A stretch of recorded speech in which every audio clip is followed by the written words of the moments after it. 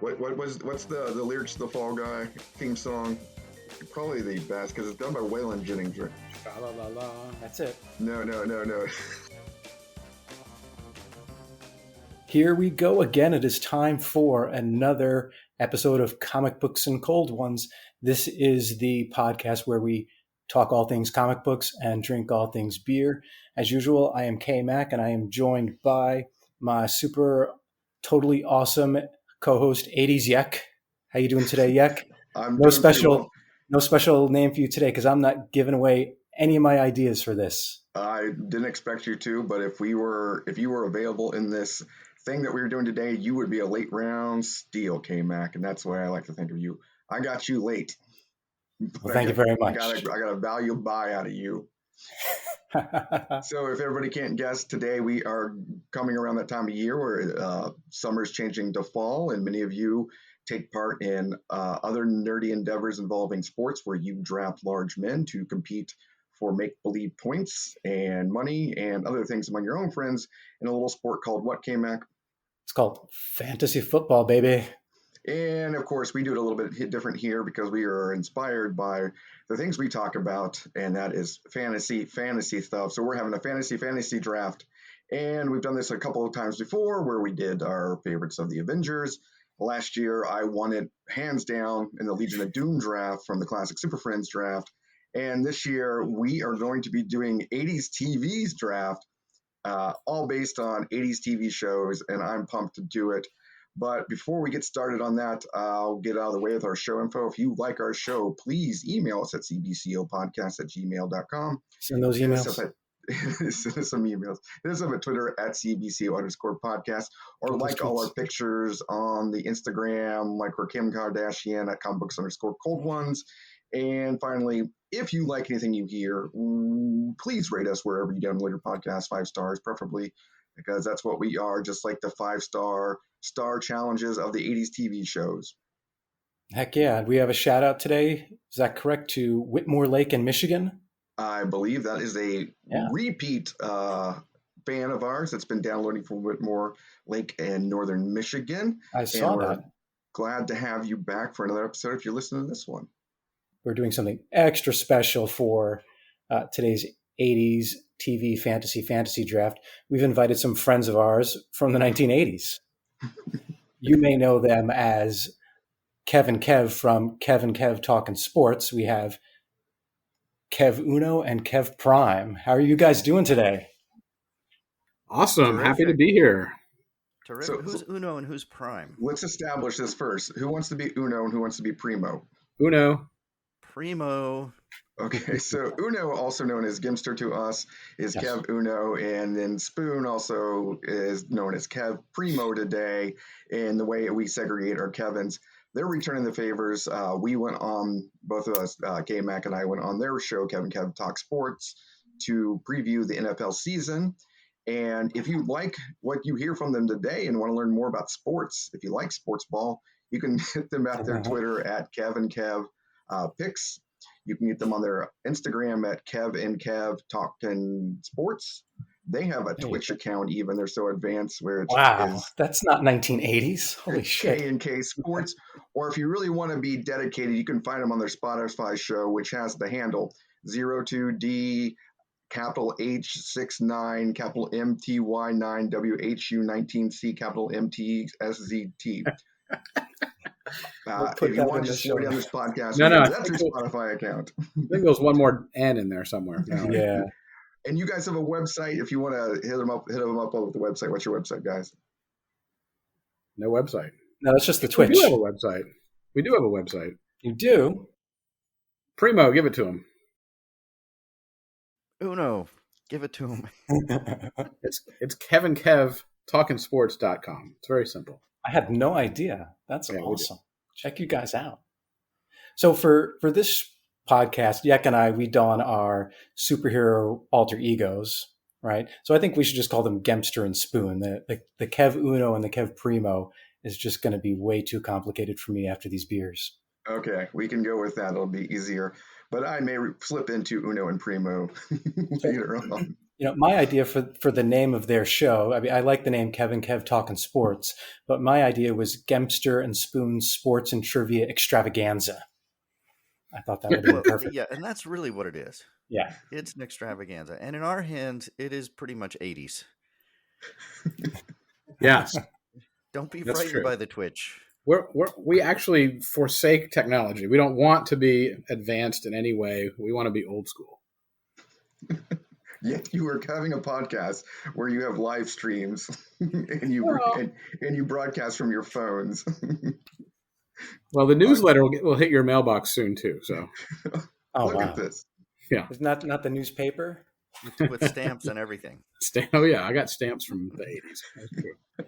Just like in the 80s, when you wanted to write your favorite stars, they all had their own P.O. box numbers, and you would get a hand-signed copy done by their secretary sent back to you of their headshot that they get out for. Exactly.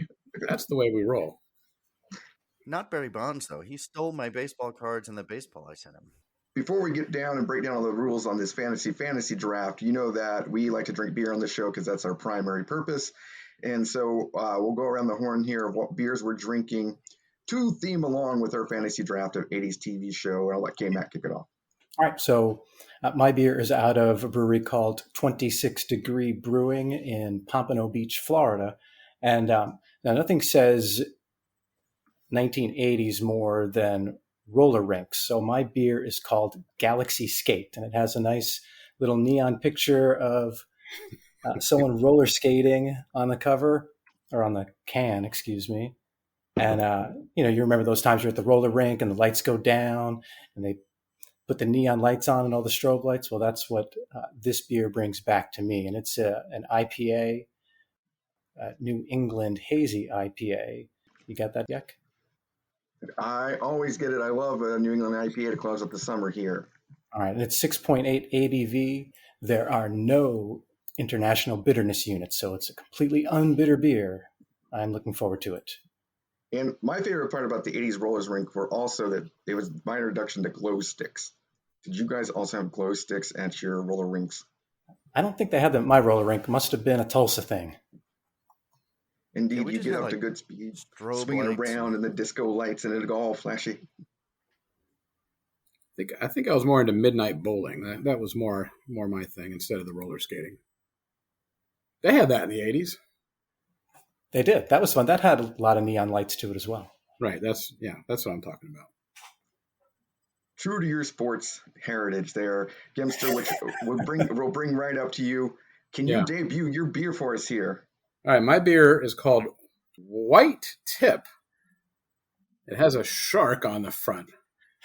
And Nothing says 80s more than sharks. Well, think about Happy Days. Happy Days didn't happen in the 80s, but it ended in the 80s, and it jumped the shark around that time. So that's my nexus to White Tip, which is a Mississippi aquarium related beer. What exactly is? There's lots of styles of beer I've had over the years, but I've never had Mississippi aquarium style beer. It's called Chandeleur Island Brewing Company, and somehow they're related to Mississippi. So I thought, why not? Let's get some kind of shark related thing.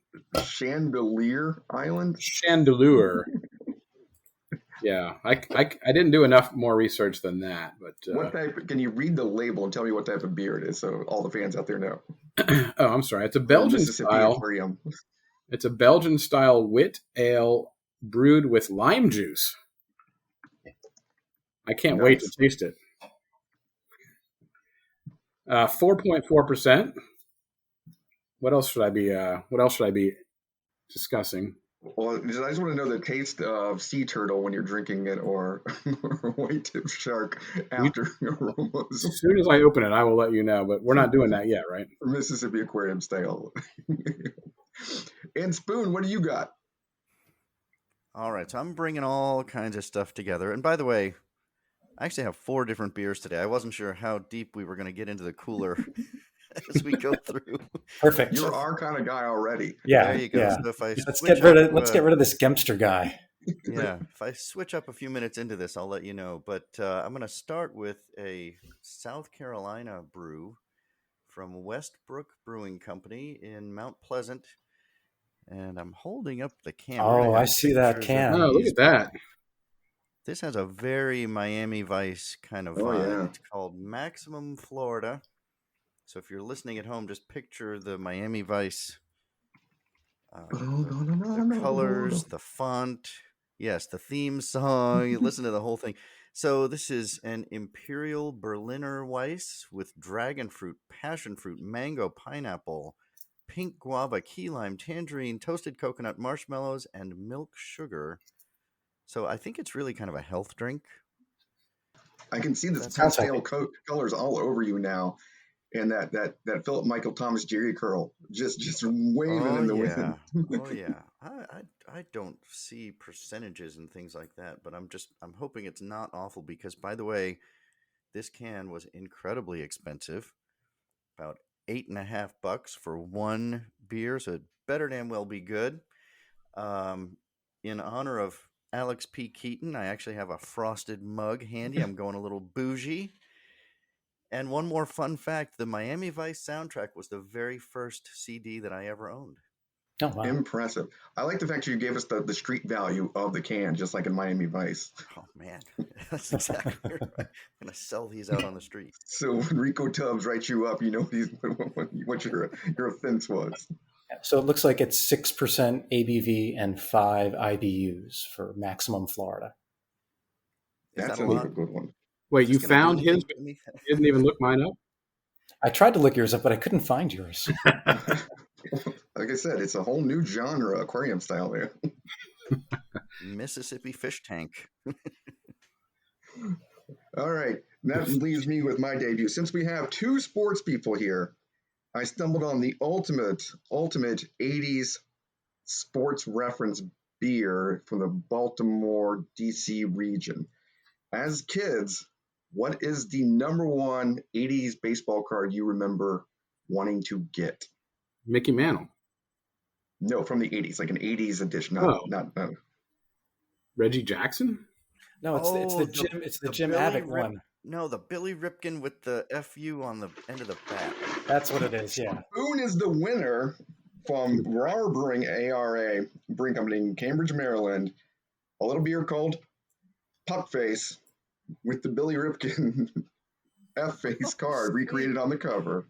I love it. Dang, nice. Very nice. It is a cherry limeade sour coming at 4.2% alcohol. And I remember always wanting to get that card and not getting the original and getting all the ones where they tried to fix it with the little stretch out and the black, but never the original F-face card. They may say Cal Ripken was the Iron Man of baseball, but he's nothing compared to his brother carrying an offensive word on a baseball bat. So, are you ready to crack them open? Yeah, let's crack them open. Ready. All right, here we go. Ooh, flashy. Mine tastes like the ocean. The ocean notes really come through. But it tastes like the ocean in the 80s, so that's okay. Oh, good. It tastes like rampant pollution in the Gulf Coast from oil rigs. I think there's a needle in mine. It's actually not bad. I don't dislike it. Can you taste the lime? Yeah, I can taste the lime. Okay. Actually, not bad is exactly how I want my beers to taste. Right. It's a ringing endorsement for the Mississippi Aquarium brewing system. So it's really hard to put a brewery in an aquarium. But who would have thought it except the Mississippians? By the way, there's a water crisis here in Mississippi. So I heard about that. Deion Sanders all over that crisis. Yeah. He's a humanitarian. Have a tap, drink some beer. Mine is living up to its title of Puck Face. It does pucker your face up. It does taste cherry and limey, and it does come out of that straw cherry color. And it does kind of taste like a cherry limeade, which is my favorite of beverages from Sonic. Mine tastes like I just spent $8.50 for one of those little fruity soda, pseudo health energy drink kind of things. It's going to be gone in about 10 seconds, and I'll be on to the next one. So I'll let you know. Oh, there you go. Sounds perfect. Like true overindulgence of the 80s, he is pounding his $8 beer to get to it. Very poundable for sure. All right, guys, I'm going to go over the rules here. And this is a fantasy draft, so the rules are a little bit different than you're used to in normal fantasy football drafts. We choose categories, and then the categories of the characters you have to go through, which I will get through when you do each round as a category. There are 4 of us, and there'll be 8 rounds. And you are only drafting characters from 1980s TV shows and or elements of those that are, if the event that you referenced didn't occur in the 80s, it's not eligible. So it had to occur in the 80s TV show that we're talking about. Point of clarification, pilot episodes counts, so do mini TV series. And how do you guys feel about TV movies of the week? Are those in play or out of play? Bring it on. Oh, it's fine with me. I was watching those all night, so I'm on top of that. Yeah, I would say out of play just because I didn't look at any of that stuff. So Well, no officially, idea. you're voted down, Spoon. Fair enough. Just to cover all I'm bases. used to that. So the categories will be, of these 8 categories, will be, you have to draft somebody that's the brains, that's the planner, schemer, idea person, the muscle, the person that pounds that ass when something gets wrong, the sex appeal, a hot bit of something to get you out of your troubles, the driver, for someone to get you there and get you out, and of course they have to have some way of driving, so they have to have a means of transportation, they have to have a ride that you draft. You have to get a wild card, unexpected, the expected. That's what that person does. And then we have to have a bad guy to go up against them because that's what they do. Evil does what evil does. And finally, a scheme. So the team is accomplishing some mission related to a plot from an 80s TV show that you watched as a kid. It can be an amalgamation if you want, but just be able to reference the potential TV show. Explain that last one again.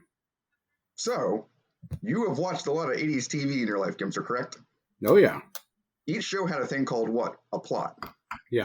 Where the characters are doing something. Choose your favorite plot that this team would have to address. Okay, so just one plot. Yeah, it could be a season-long plot. It could be an amalgam of plots if you wanted, if you came up with something that creative, if you wanted to go that extent. Gotcha. Okay. And it can be sports-related if you wish it to be. Okay. And so you also have in your bailiwick of tools, you're allowed to steal one pick from somebody as they make it.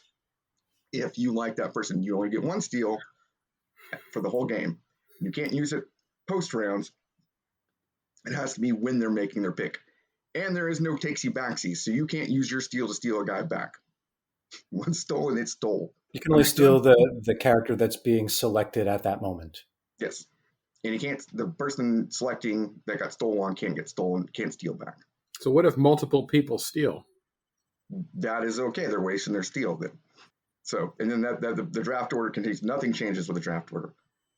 And you are allowed one veto. If you think something is way out of bounds and doesn't apply to the character category, the 80s, or any of the things similar, you're allowed to veto it. But said veto has to be ratified by the 2 non-party people. So if someone like K-Mac chooses something, say like he chooses Blossom for the brains, you can veto him and say, no, Blossom was not an 80s character. It only occurred in the 90s, you dipshit. And so mine would be like super smart, though. Super smart. But you would also be out of bounds for using a 90s character, but you're allowed to use a veto. And the other 2 people would have to say that are not involved in said veto, yes, that is a veto. And the person has to choose. Okay, so back to the steal. Let's say Gemster and I both try to use our steal on the same character that you choose. How does that get resolved? Well, whoever steals first goes, and then whoever steals again can steal. Or do you want to make it so you can't steal a steal? To make it easy. We'll just make it easy. You can't steal a steal. Yeah. And then whoever gets in first gets it. All steals are final. We should just go in order. Like if it's 1, 2, 3, 4, if number 2 wants to steal from 1, that's first dibs, and then 3 gets a chance, and then 4. Tie goes to the stealer. It's only going to happen. We only get 1 steal per game, right? Yeah. Likely not going to have an issue. To put it in sports lingo that you guys can understand, the steal goes to the stealer. I got it. And to kick off the draft order will go, whoever goes first goes last in the next round, and whoever went second in that round goes first. So since there's 4 of us and there's 8 categories, everybody will have a first round pick twice. So we'll just send and And to choose the do a draft, good job of staying in charge of that because I can never remember the draft. I will referee this among you three lawyers. I will be the only person responsible. So, to choose who gets to go first and the draft order, I need you three to agree on one 80s theme song that you think's the best. Oh, Silver Spoons. Steal. You want to say Silver Spoons too? Hey, Mac. That's what I was going to say, yeah. Okay, and since Spoon, you're outweighed because it is Silver Spoons, we're going to go ahead and said you vote for it anyway. It's just your name. That's fine. I'm just going to drink my Maximum Florida. And each of you, the closest to, without going over, will get the first pick of the length of time of the Silver Spoons theme song. And I get to guess too. I have not looked at the Silver Spoons theme song, but I'm going to Google it here in a second after you guess the time. And I'm just going to go give my podcast partner the first dibs, and I will go last to Dave balance it out. So how many minutes and seconds, K-Mac? 1 minute and 27 seconds. Gemster? Are we doing how long it was on the show, or if like there's a release of that actual song somewhere that's going to be longer? Whatever it is on YouTube that I can pull up. So I think this is probably the second album, the second CD that Spoon ever bought was the Different Strokes soundtrack. It's right up there. Different Strokes now. Okay, I'll go under that, under 127. What's your number? 103. 103. Spoon. I'll say 1 penny. 1 minute even. And I am going to go in the middle and say 115. And I will look it up here. Can you sing the Silver Spoons theme song as I'm looking it up, Gemster? Oh, sha-la-la-la, da, Silver Spoons. Close. It's like a Family Ties Silver Spoons crossover there. I plead the fifth. Here we are, face to face, spoons.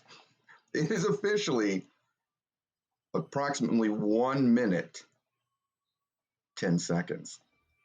So, ooh, sounds like Spoon is the winner of the first. Gimster's the winner. Spoon is second pick. I will be third pick, and then K-Mac will be the last pick. So let me put in the draft order here. How am I the winner? Oh, you can't go over? Is that what you said? Yeah, the closest without going over, and then the furthest away from going over. Gotcha. I thought we were just going to flip, so I brought a classic Nintendo controller that we could flip. Oh, we could have done it that too, but I don't like to waste national treasures like that. Oh boy. Okay. Round 1 in the draft. Here we go, guys. This is going to be an exciting draft, and hopefully you get the team that you really, really wanted so you can compete easily this year. And we are going to be kicking it off with Gimster in the brains category. Wow. This is tough. This is a tough one. So I'm picking a show or a character. I just want to make sure You're picking a character, and you're telling us the show, and if you can tell us the person that played the character so I don't have to Google them all, that'd be even better. This will be easy. I'm going to go with Alex P. Keating from Family. Oh, that was a good pick. Oh. You like it? Yes. You don't have to Google it. That's why you like it. No, he was my top draft order. He was number 1 for my brains. Okay, yeah, I gotta go Alex P. Keating. He was my hero growing up. So watching him on TV all the time, bashing his liberal parents with his conservative ideologies. And his frosted mugs. That show these days would go over pretty well, though. But yeah, and his frosty mugs. Always wearing a sweater. Who played the great Alex P. Keaton? We'll go with Michael J. Fox. Yes. Good guess. And he stuck it too. I always loved Family Ties because I learned from Tom Hanks on that show, who played the alcoholic on the one episode, the cousin, you can drink vanilla extract because it's 10% alcohol. If you're ever down on your luck. I should be drinking that instead of Maximum Florida. I'll do that next. The next round for Spoon is vanilla extract. It's got a very vanilla-y taste. But no, Alex P. Keaton being the ultimate schemer, always having an angle, trying to stick it to his hippie parents and make money just like the 80s capitalism that he could. That is I think, maybe the best planner pick out there. There are a couple of good other ones, but I'm going to roll over to Spoon next. Yeah, I think I was just mightily confused by this whole process, but I'm gonna stick with what I've got here, and we'll figure it out when we get to the end. I'm gonna go with Data from Ooh. Star Trek Next Generation. I thought we were just going with like brains, you know. So, but anyway, with his super fast computational abilities, he's gonna wriggle me out of whatever trouble I'm getting myself into by picking him. Are you really gonna make me do? Are you really gonna make me do this now?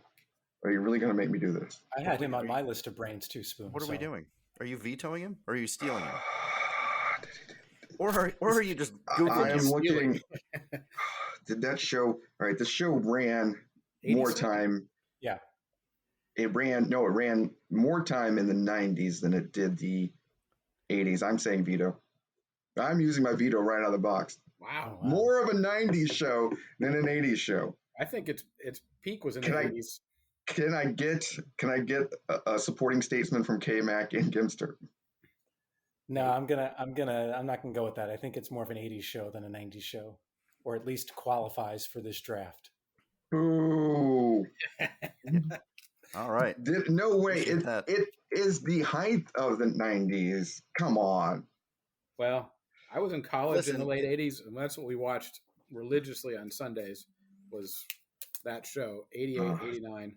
I can't believe I got my veto overturned so easily. Your veto is gone already? Damn it. Well done, Spoon. Well done. And who played the great Data? Does anyone remember? I think it was Brett Spiner or Brent Spiner. Brett Spiner, yeah.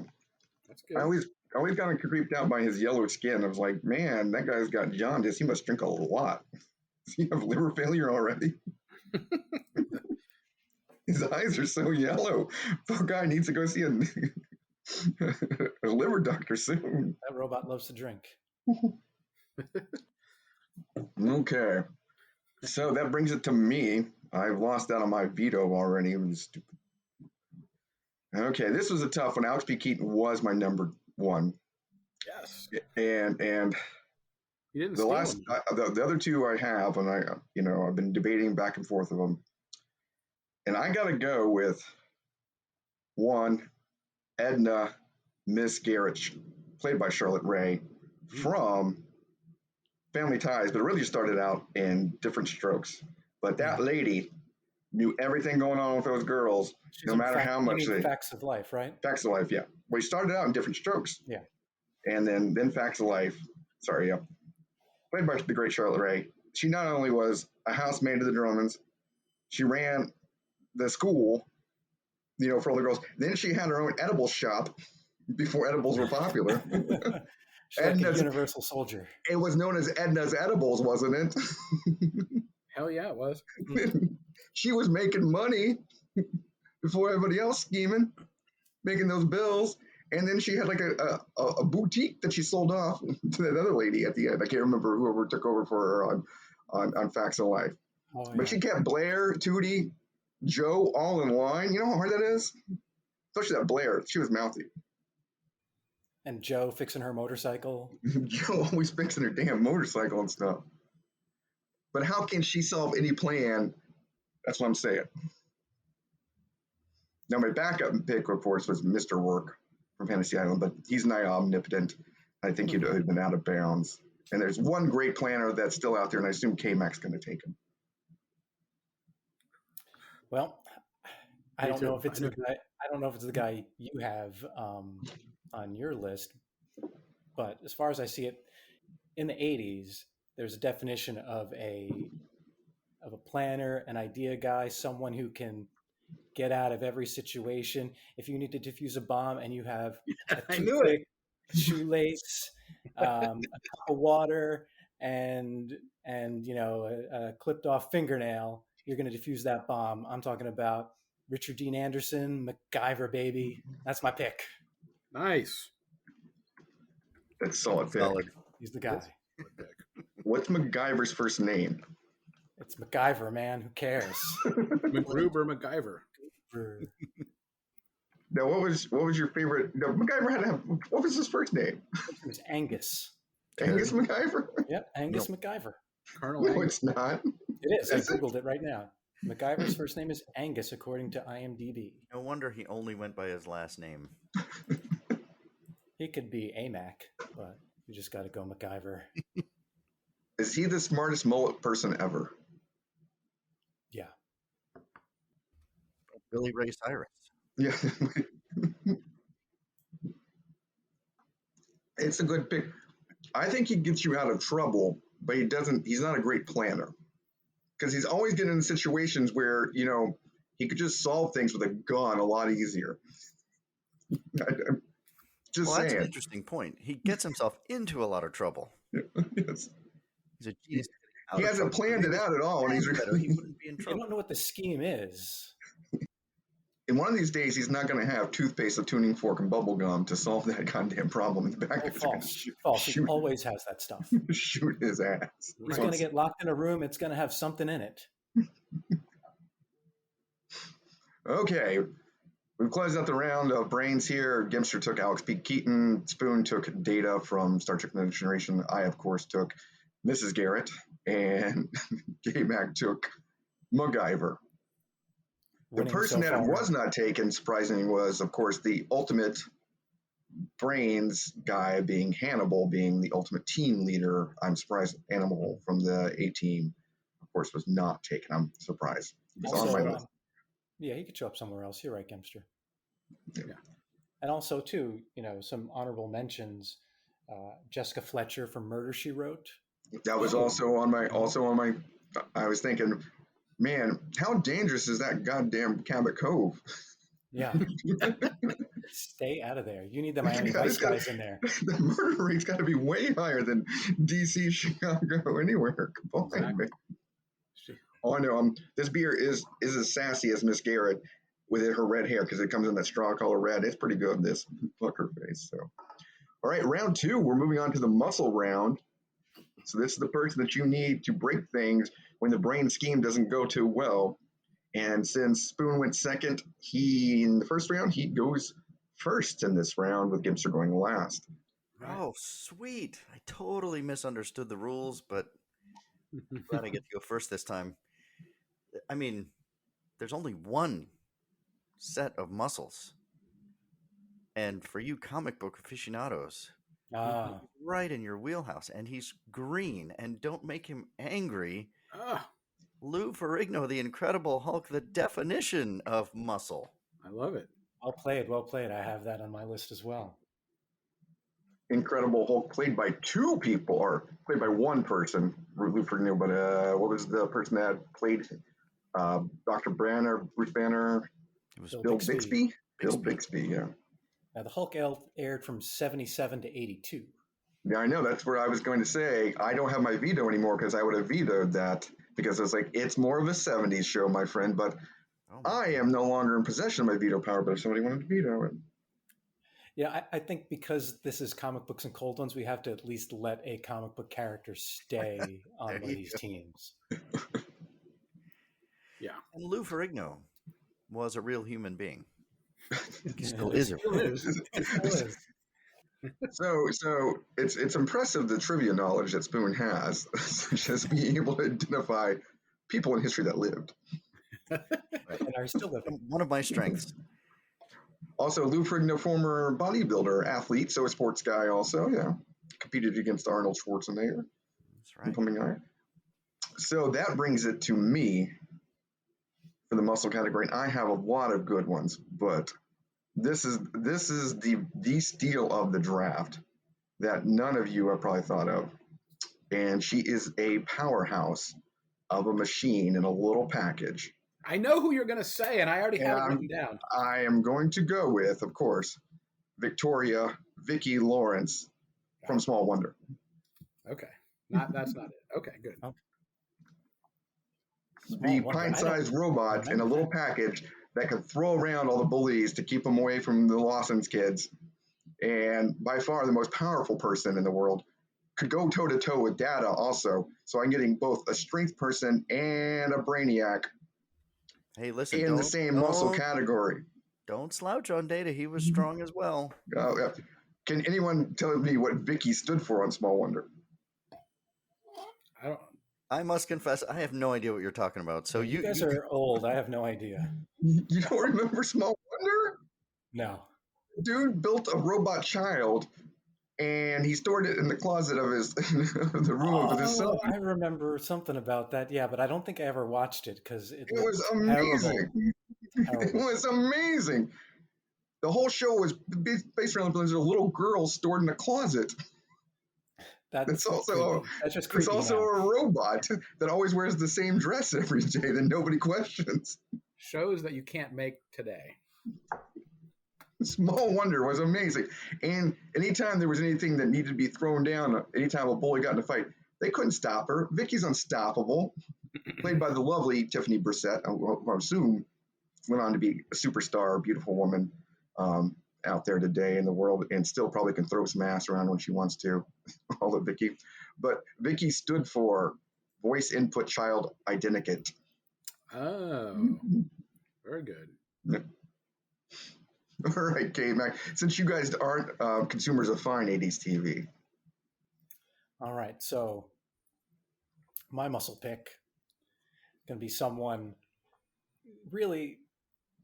My whole team is going to have a lot of sex appeal even before we get to the sex appeal category. Not only this guy buff, strong, he has an exquisite mustache, travels around the glorious state of Hawaii, doing his private investigating, beating up bad guys. I'm talking about Magnum PI, baby. Damn. That crossed one off my list. Tom Selleck. Very good. So, point of clarification. Yes. Can he be drafted by another person in a different category? No. Or is he just off the board? He's off the board. That's the reason you have a steal. But I don't. So if he steals him now, does he lose his? If he steals him now, does he lose his pick? Yeah, the whole off the associate board. him with muscle so much as perhaps. You can also use your veto power to say, "Hey, Magnum PI does not count as a muscle person." I would veto it so much as I would just question the wisdom of slotting him in the muscle category. The category isn't mustache or chest hair. In which he would be a landslide winner for sure. He would be winning by far. You can veto me, no hard feelings. I got plenty of other muscle picks ready to go. And then he'll just be available for a later pick. Do it. Do it. You want to do it. I know you want to do it, Spoon. You can do it. I'm just confused. I'm going to go back to my maximum Florida. You guys carry on. Take another drink. So the Magnum PI, played by the great Tom Selleck, got to live in the house. What was the name? Robin Masters, for free. Had a manservant who was a former British Special Forces officer in Higgins, who commanded 2 Doberman Pinschers and access to a Ferrari and a helicopter. He once treaded water in the ocean overnight, fending off sharks, and survived. And never had a continuing girlfriend. Always found new girlfriends every episode. It's pretty impressive. Until he settled on that Monica girl in New York City, and everything was good then. Yeah, her brother Ross. A dork. That brings us to Gimster for the final pick of the muscle round. Wow. So when I saw the muscle category, I was thinking more, not literally, but a little bit figuratively. So I'm outside the box on this one. But since Yak used Mrs. Garrett in the first round, I feel like I'm going to be okay here. So she was going to be your muscle category, Miss Garrett. No, but it's great, actually. Yeah. Well, so it's Miss Garrett couldn't throw down, I assume. In a similar vein, but I wanted someone who's terrifying that can get things done. That's kind of how I interpreted muscle categories, so not literal muscles, but just someone who gets things done. And so one of the great shows of the 80s was The Golden Girls. And Sophia was just this terrifying figure. So I'm taking Sophia from The Golden Girls. I don't care what you say about it. She is an enforcer. She is Sicilian, played by the great Estelle Getty, correct? That's correct. Yes. And there was nobody more terrifying than Sophia when she wanted to throw down. No one got in her way at the supermarket, if I remember right. Exactly. How scared were you of Sophia when she got upset? I knew that I had to do what she said. If I was in the show, I was going to obey her. She made Maude terrified. So Was she in the Black Hand Mafia or not? I don't know. Because she always referenced the old country. She always references this league. She did. You're right. So the Golden Girls is an 80s TV show? I'm pretty sure. Because it's like on in my house every day, like it's a brand new TV show. Oh, really? About that. Yeah. But there are some people that live in my house that, that watch it every day. I didn't double check that. That's clearly a 80s, 85 to 92. Yeah. Okay. Sophia Petrillo, played by the great Estelle Getty, who I believe was the youngest of the ladies on that TV show. Yeah, that's right. Even though she played the oldest. That's right. Kind of like Vicki Lawrence on, what was her show? I forgot. Mama's Family. That may come up later. Okay, yeah. For a category, for a character. That may be on my list for somebody. Oh, okay. But closing out the muscle round, we have Gimster chose Sophia Petrillo from Golden Girls as the ultimate muscle. Spoon choosing Incredible Hulk, pandering to the audience that listens to the show. I, of course, choosing the small pint-sized Vicky Robot from Small Wonder, and K-Mac going strange and choosing a detective PI and Magnum PI. What's Magnum's full name? Tom Selleck. Thomas Magnum. Thomas Magnum. Thomas Magnum, yeah. And Spoon's going to introduce another beer to us here. Yeah. Oh, you want to hear about it? All right. So this is also somewhat 80s themed. We got Super Mario on the Spoon. You're really good at this. The front of it. It's called Pixels. Yeah. I'm working on it. Seminar Brewing out of Florence, South Carolina. Oh, right down the road. I've been there. New England India Pale Ale, 7.2% ABV. And this says our flagship IPA, citrus, mango, tropical fruit. How do I keep getting all these fruity ones? Anyway, fuller body, lower bitterness, and heavy dry hopping give big tropical fruit aromatics. Juicy, hoppy, and cloudy. So when you use two fruity picks, just like it should be. I think that's how you keep getting the fruits. Taking it Incredible Hulk in the first round. So you're going from like a 6% beer or to another 6% beer? Is that what you're doing now? Set to a 7. So he's up in his percentage every time. 7.2%. Nice. Okay. I'm in the position I didn't want to be. So we're on to round 3 here, the sex appeal. Sometimes, muscles and brains don't get around things. You just got to appeal to people's baser natures.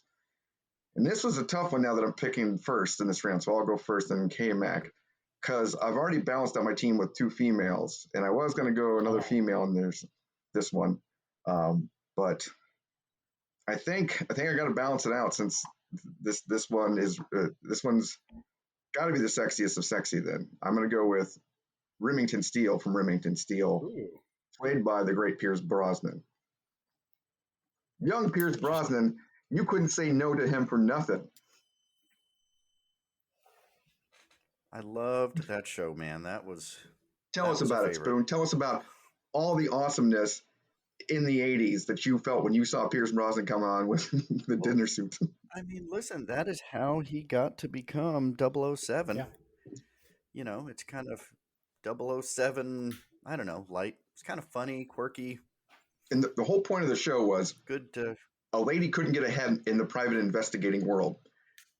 And so she had to create a character who turned out to be Remington Steele, that was played by Pierce Brosnan, who was playing another character that pretended to be Remington Steele. And that was the whole gimmick of the show. Also in the 80s, I learned, and I thought most people grew up to be private investigators or actually worked for the police department, because there was a lot of private investigating going on. Yeah, Magnum PI, Remington Steele, Simon and King. Simon and Simon, moonlighting. I mean, I thought that was a viable job profession growing up. But I'd just be solving crimes weekly. Women in the 80s. What was going on that they needed so many? Not too late. There's still time for a career change. To spy on people. It's just what you needed. Yeah, but now just everybody does it. Doesn't even have to be a job. We're all PIs. I will tell you who my second pick is if no one gets it. But we're on to K-Mac now for his pick on the sex appeal for his team. I love this show. It was on, I think, mostly in syndication when I saw it. But I like the concept, and the fact that Heather Locklear was in it helped too. So I'm going with Heather Locklear from The Fall Guy. Interesting. What character did she play? You took that from me. Wait, you can steal it. No. There's other viable people that you could also take. Yeah. But what character did Heather? You can't just say Heather Locklear. Oh, true. You can't just go Heather Locklear. I take her overall. Yes.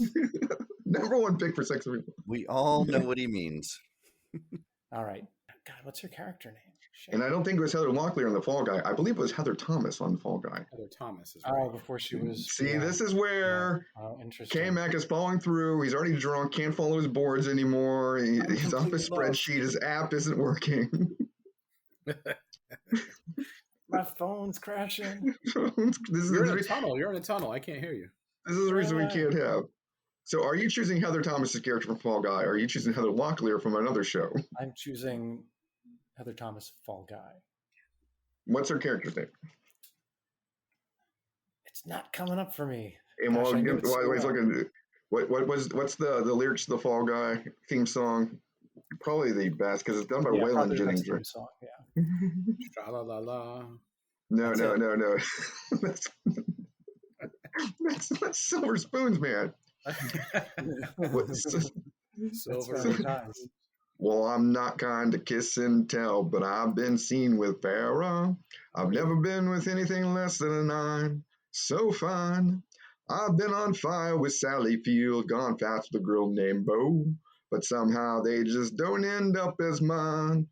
I always imagine it's a death-defying life I lead. I take my chances. I die for a living in the movies and TV. Nice. I can't do the whole thing.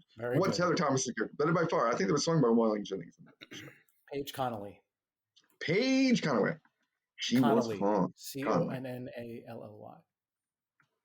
She was fine. So fine that K-Mac thought she was another actress that was also fine. Pretty good pick there. Pretty good. I like that pick. Surprised it wasn't stolen by Gimster. Gimster, we're heading back around the horn on you. I was waiting until he clarified his choice. I might have stolen, but now I don't have to because Heather Locklear has fallen to me. J. Hooker. Stacey Sheridan from T.J. Hooker. That's who she was on my list also. She didn't start in the series, though, but she saved the series by coming on in season 2. Mm-hmm. And, of course, I think I was 15 or 16 at that point, so that was the best thing on television in those days. You had Shatner and Locklear on the same show? Unbeatable. Wrong. So she had been on Chips before that. She was on 8 is Enough, and then she finally landed a real solid role. And then in the 90s, she went on to become the evil Melrose Place woman. I forgot her name, Amanda or something like that. Yeah. And numerous other shows where they did sex appeal.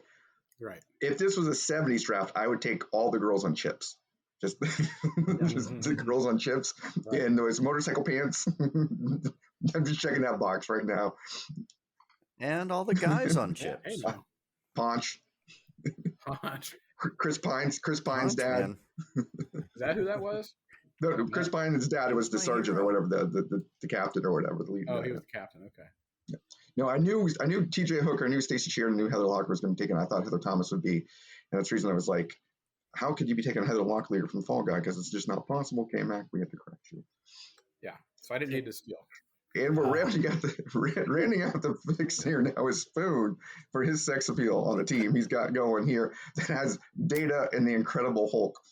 No personality, just anger and emotionless right now. So he's got to hit a home run here. Who's he going to pick that has a weird skin tone? Need somebody to even out the this male energy. I'm going to go with Daisy Duke. Ooh, also big good. Big pick, yeah. Yeah, so... oh, my God. How'd we leave that? I don't know. That could be a little run there, but... yeah, you guys took some good ones. I think old Daisy, she knows how to navigate the world between a couple of men who are, getting themselves mixed up in trouble. Played by the great Catherine Bach. Bach, yes. Yes. Fun as fun can be. Made me want to move to Georgia. She was that fine. And she had that white Jeep with the gold eagle on the top of it and drove it around. Iconic. She had it all. And what was the name of the police deputy? that she ended up Enos. with. Enos, yeah. She was always flirting with him. They got married, right? Or they hooked up, right? Like, talk about a guy out kicking his coverage. Enos. I think she was just playing him, though, right? I mean, wasn't that? Well, no, I'm thinking Enos was, a nickname given to him in high school for something else, and that's what he is known as in Georgia. Right. That's what I'm going with. Enos didn't need to carry another sidearm, if you guys got what I'm saying. Enos needs to be the name of the next beer that we have on that podcast. There needs to be a beer named Enos. And that show was so weird too, because they had Bo and Luke, and then Bo and Luke sat out because of contract dispute, and they brought in Coy and Vance, which was the cousins. Yeah, the cousins. Bo and Luke are at it. They're out of town. Look like Bo and Luke. And I always got excited when they broke into the trunk and got their bow and arrows, because they're felons. They weren't allowed guns. That's and right. Their bow and arrows had dynamite on them, which is also completely different than a gun. Yes, and also learn that all you need to make your car go fast is moonshine. You put moonshine in it, it'll solve the world's energy crisis. Exactly. So these are some solid picks. So Gimster took T.J. Hooker's Stacey Sheridan. Spoon took Daisy Duke from the Dukes of Hazzard. I took Remington Steele, Pierce Brosnan from Remington Steele. And K-Mac took Paige Conley of Heather Thomas from The Fall Guy. The one that was left on the board that I wanted to take if I hadn't chosen two ladies already in the first two rounds would have, of course, been Mona from Who's the Boss. Yes, good choice. Because when things go down, you need someone to take care of the business, no matter what it is. Mona's going to do it. And when I say the business, she took on all Fleet Week every time it came to New York City. So remember, we have a wild card round, so everyone put that on your list. So that is a good one. And I forgot to go over the other great muscle ones that we skipped out on. Namely, we missed Bull from Night Court, of course, as a muscle. Yeah. And Roz, also from Night Court, who is also equally as intimidating. And, of course, the great Hawk from Spencer for Hire, played by Avery Brooks. That was also on my list. So we're on to the next round here, and that is the driver round. We need someone who can drive it like they stole it, drop it like it's hot. K-Mac, you're first in this round. This is a good one. This should be a decent one. So I think, since I have the first pick, I'm going to go with what I think is the obvious choice for a driver, or especially if, we're talking about the 1980s, I am going to go with Michael Knight, played by David Hasselhoff, who we know drove around KIT exquisitely. He could drive the KIT. What does KIT stand for again? Oh, KIT stands for, I did my research and wrote this down. So KIT stands for Knight Industries 2000. And I believe Michael Knight would be the first round number one pick in this round, because he is a really, really good pick. Because all he does is wear leather and drive. Right. Although I don't think he's that great of a driver, because KIT does a lot of the work, except when he hits the manual override, which happened frequently. Which I don't understand why you have a computerized driving car that can do everything perfectly, and Michael Knight's better at it. Hits the manual override. He's better at it because he built it. Michael, what are you doing? Michael, don't put your hand there. Who did the voice for KIT? Wasn't it uncredited?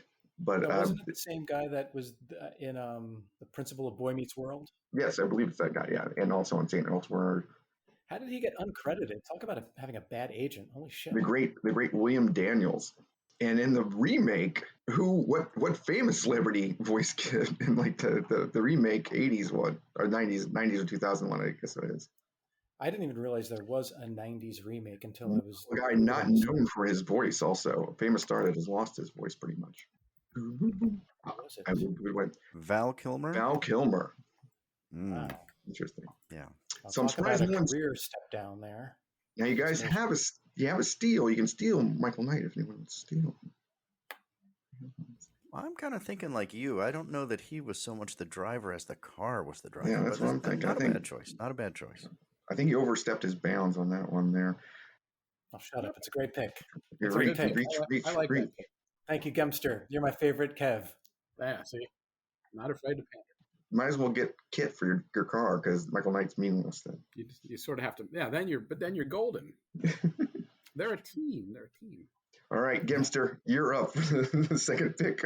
I I don't think I can let this guy slide. I got to go. To me, the obvious choice is B.A. Baracus. He was my other pick. Yeah, right. He's a good pick. The A-team's driver. He could drive through alleys. He could weave around kids on bikes. And anyone going to steal? Yeah, you might steal. I knew I was going to get stolen, but I got to take him anyway. Well, he can also build you like a rocket launcher too to shoot out the back. Right. I'm going to let it get on a plane though. I'm going to let it stand, even though it makes up for your muscle category also. Right. Because you get Sophia and BA standing together. Right. That's great. B.A. Baracus, of course, played by the late and great Mr. T, who had a hatred of trees so much that he cut them all down on his property in Lake Forest, Illinois, and created the first ever tree preservation ordinances in the U.S. Did T stand for tree? The T stands for tree. No. What did the B.A. stand for, Gimster, since you drafted him? Oh, that's a good question. For bad attitude. Correct. Bad attitude Baracus. Damn. I should have been ready for that one. I'm sorry. My bad. Love it. Mm-hmm. Don't you guys do trivia on your show? It's this white tip aquarium beer that's got me all fuzzy. Is it treating you well, or are you getting... How many are you on there, Kev? Just a half. I'm only halfway through. Oh, dear Lord. Does it have a sweet taste, a little methane in it? Come on. It's brewed with fresh aquarium water. Yes, I'd say the chlorine, the lack of chlorine, the filtered water is perfect. Again, yeah, Mississippi, you never know what you're getting, so... I'm okay though. I'm hanging in there. But I got B.A. Baracus. Anybody stole? Nobody took it? I'm surprised. I want to steal, but I was holding off. I'm holding off. I got to save my steal just when we get to the transportation round, I think. That brings us around to Spoon for the third pick here in the driver round. Oh, I'm so torn. I mean, those were great picks, guys. I'm torn because I'm going to go with somebody from a show that I don't even know. Did I even write down the name of the show? Oh, yeah. See, I've never heard of this person, but he just sounds so odd. I'm going to go with Stringfellow. Steel! Also known as Stringhawk from Airwolf. What? Who flew a helicopter which is described as, quote, a prototype supersonic helicopter with stealth capabilities and a variety of weapons at its disposal. Stringfellow Hawk is on my list, and I'm debating stealing or not. That's so funny. This is a tough one. I read that description after drinking nearly 2 high-potency alcoholic beverages, so give me some credit for that. Stringfellow Hawk, played by the great Jan Michael Vincent before he got in a terrible motorcycle accident, ruined half his face. Backed up by the great Ornus Borgnine running his weapon systems. Ornus Borgnine. Borgnine. I will not steal because he's third on my list of possible drivers. But he is a great one, and he has the best name in all of TV, I think, with the first name Stringfellow and Hawk. And he gets the Borgnine backing him up. Always loved the Airwolf, the theme song with when the copter would come through and shoot missiles at everything. And it's the same shot of the copter shooting missiles at the same thing in every show, but I got excited because they couldn't afford to remake it. And supposedly, so I watched a YouTube of 80s vehicles before watching this from TV shows and movies. They had one working one that ended up getting destroyed, but somebody's made a replica one that's just like it. And it was in a number of museums, and now it's owned by some rich guy in Beverly Hills and sits on his patio next to his pool in Beverly Hills. How awesome would it be to go to the place and be like, there's the pool, there's the patio, there's Airwolf. Nice. The only thing that would make it better if Borgnine was on the side there with a margarita. Yeah, just use your bartender. Borgnine. Okay. Stringfellow Hawk. Great picks. God dang it. So, do I continue my theme of empowerment and choose the character that I had kind of backed up, or do I move it back around for a more versatile kind of person? I think it matters. I think you're finishing last either way. No, I am by far the best team so far going. It's clear. But I'm going to go with a pure driver, and that is Theodore T.C. Calvin from Magnum P.I. That was my backup, yeah. Mm-hmm. Played by the great Roger E. Mosley. He drove around the island hopping helicopters, tire striped it up, since I couldn't get Stringfellow Hawk at a system, but I got actually I think the better pilot since he didn't have a super advanced helicopter running. Theodore TC Calvin can drive anything, I think. So I like that. Yeah. Always wearing buddies with Magnum also, so I get on the island also a little when I want.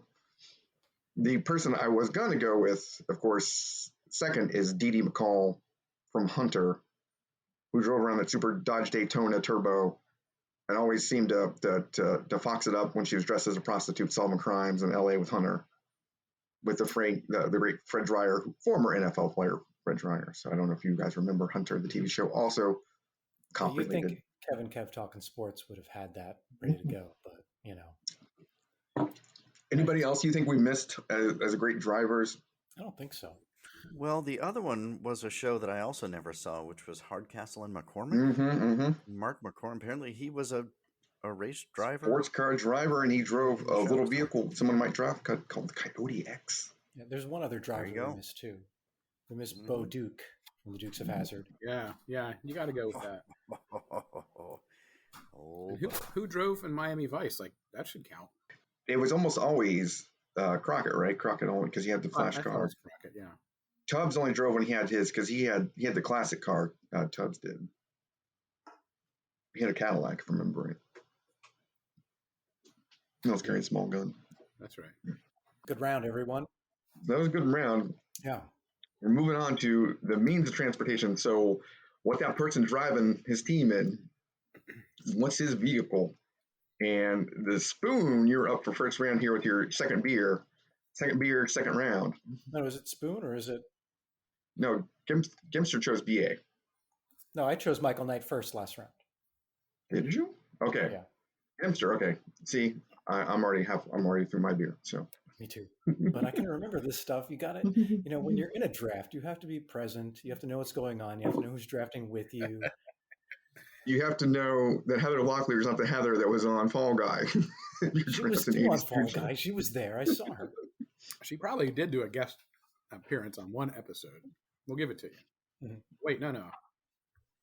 You can't. To Kev, all blonde women look the same to Kevin. Apparently. That's all right. Yeah, the one on TJ Hooker looked a lot like the one on Fall Guy to me. All right, Gibbs. So you're the first up of the means of transportation. So you get a vehicle to choose. That is interesting. Do I just name the actual vehicle or just okay? Yeah. So you can if it has a name, if the model and make in the TV show, basically what we're looking at, So I got to stick with the A-Team, the GMC Vandura, the black van that BA was driving. I mean, I got BA. I got to keep his van. Nice. That's good, right? I mean, got to hand him. Got the hookup. I got to pair them up. So I'm going to go there. There you go. That's a good pick. Now, what was the speed rating on that van, Gimster? 99. No. I think K-Mac knows the speed rating.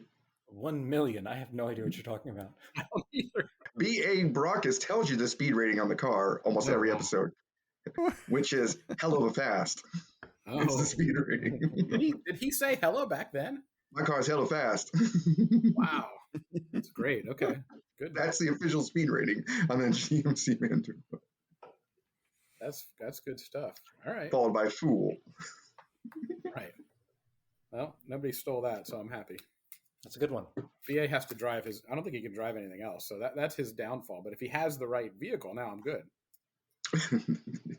You think you're good, but you're hauling around Sophia and Heather Alex P. Keating. Alex P. Keating and that hella fast man. Yeah, Baracus is not going to put up with them. I don't think Sophia's bones can take hella speeds. Well, yeah, there's going to be some turmoil in the back of that van. Sophia will keep everybody in check. She's the leader. And when you're going to the supermarket. Right. All right, Spoon, you're up. All right. Well, I am torn once again. I mean, there are some high-powered sports cars, technologically advanced, fancy schmancy kind of things. But, I'm up here in the cradle of the Confederacy. Oh. Abbeville, South Carolina, about an hour away. That's where they signed the papers establishing the Confederacy. Ooh. I'm a simple country boy at heart. I got to go with the General Lee, baby. That's a controversial pick there. And stolen by me. Oh.